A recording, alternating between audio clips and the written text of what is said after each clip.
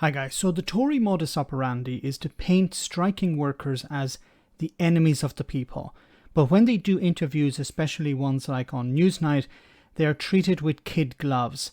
They tell their lies and the journalist moves on. The other side also calls them out on their lies and the journalist still moves on.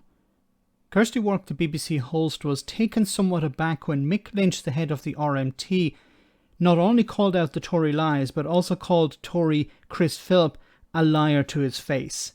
Wonderful stuff. I mean, Mick Lynch has previously said he would not negotiate with the Tory government. The head of the, you've said that. The head of the, let me finish the point. Hang on, let me finish the point. The head of the rail delivery group this morning on. I love this. And notice that Chris Philip will never say, "No, you're not. You're wrong. I'm not a liar." He just continues with his rant. The Today programme said that he didn't want the government in the negotiation.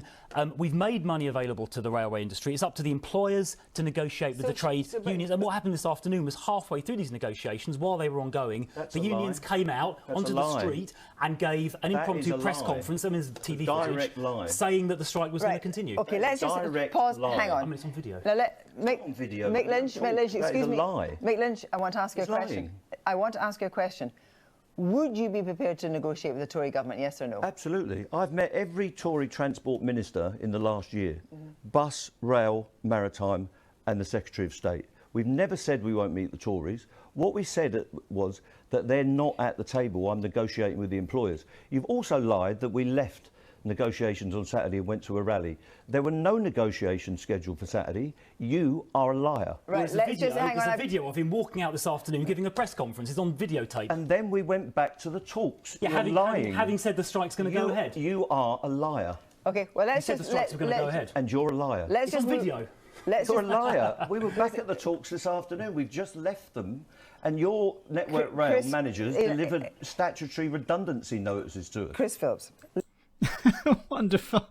You know, the BBC is not used to having a guest on who's going to call the politician a liar, and the politician is not used to being called a liar, because how this thing normally happens is the journalist asks a question, the politician lies, and then the journalist goes on to the next question.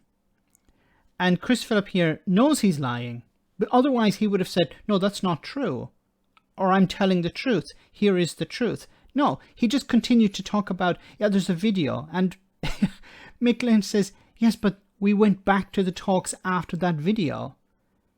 And Chris couldn't respond to that. Now, what's interesting about this whole scenario is how they're trying to paint the rail workers as the villain here.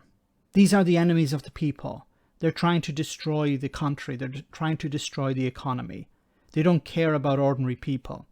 What's interesting about that is, if we go back in time a few months, do you remember the P&O ferry fiasco, where P&O laid off staff before they had a chance to take any industrial action, and they were replaced with agency workers? Now, Grant Shapps at the time condemned P&O, said they were a terrible industry, it was an embarrassment for Britain, and he would move heaven and earth to get those workers reinstated. Well, you know what happened? Nothing. Those workers were not reinstated. They were given their redundancy packages.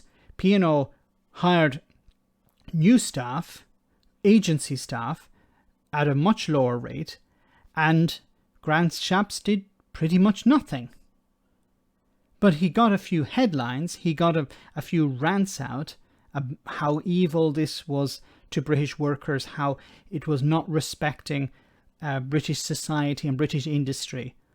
And now when you have rail workers doing what they have balloted to do, it was a democratic choice within the union, we're going on strike, his response is, these people are destroying the economy, these people are the problem. It's great that you have somebody stand up and call these people out for what they are, liars. Politicians won't do that. Mick Lynch has nothing to lose here, and kudos to him for doing that. Let me know in the comment section, guys, what you think about all of this. As always, your comments are greatly appreciated. Thanks a lot.